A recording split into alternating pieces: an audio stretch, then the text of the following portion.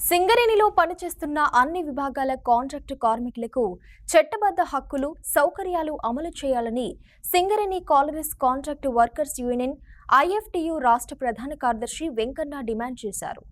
శుక్రవారం జిల్లా కేంద్రంలోని తెలంగాణ ఉద్యోగుల భవన్లో Singareni collieries contract workers union IFTU నాయకులు మీడియా సమావేశం ఏర్పాటు చేశారు. ఈ సందర్భంగా వారు మాట్లాడారు. A Venkanna, Singareni collieries contract workers IFTU రాష్ట్ర ప్రధాన కార్యదర్శి.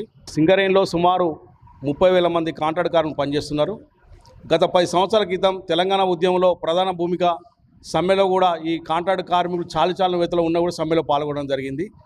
తెలంగాణ వస్తే బతుకులు మారతాయని కోరుకున్న కార్మిక వర్గానికి 10 సంవత్సరాలు మరి ఉద్యమ పార్టీ అని చెప్పుకుంటున్న తెలంగాణ రాష్ట్ర సమితి ఏదైతే మరి పరిపాలించారో చివరకు అసెంబ్లీలో ముఖ్యమంత్రి కేసీఆర్ గారు కాంట్రాక్ట్ కార్మికుల సింగరేణి అని ప్రకటించడం నిస్సిగ్గుగా ఉన్నది.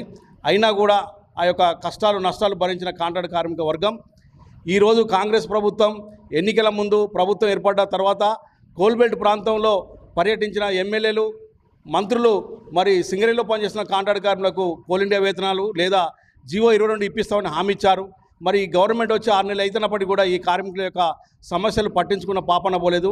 ఈ నేపథ్యంలో Singareni collieries contract workers IFTU రాష్ట్ర కమిటీ సింగరేణి వ్యాప్తంగా కార్మిక వర్గాన్ని చైతన్యపరుస్తూ అన్ని జీఎం అవసరం గుండా ఈ నెల 25 నుంచి జూలై 25వ తేదీ వరకు మరి పోరాట కార్యక్రమం తీసుకోవడం జరిగింది. ఈ యొక్క నేపథ్యంలో ఈరోజు మరి యొక్క కాంట్రాక్ట్ కార్మికుల యొక్క సెక్షన్ మీటింగ్లు భూపాలపల్లిలో నిర్వహించడం జరిగింది. ఈరోజు జీఎం గారికి మరి రాష్ట్ర కమిటీ పిలుపులో భాగంగా ఈ యొక్క కార్మికుల యొక్క డిమాండ్లతో కూడిన వినతి పత్రం ఈరోజు జీఎంకు ఇవ్వబోతున్నాం. కాబట్టి ఈ ప్రాంతంలో ఉన్న కార్మిక వర్గాన్ని మరి అందరినీ చైతన్యవంతం చేసి తిరిగి మరోమారు ఈ యొక్క ప్రభుత్వంపై ఒత్తిడి తీసుకురావడం కోసం ప్రయత్నం చేస్తున్నాం. అదే క్రమంలో సింగరేణి యాజమాన్యం కూడా ఈ యొక్క కార్మికుల యొక్క శ్రమతోటి ఇలా లాభాల సాధించుకుంటున్నది.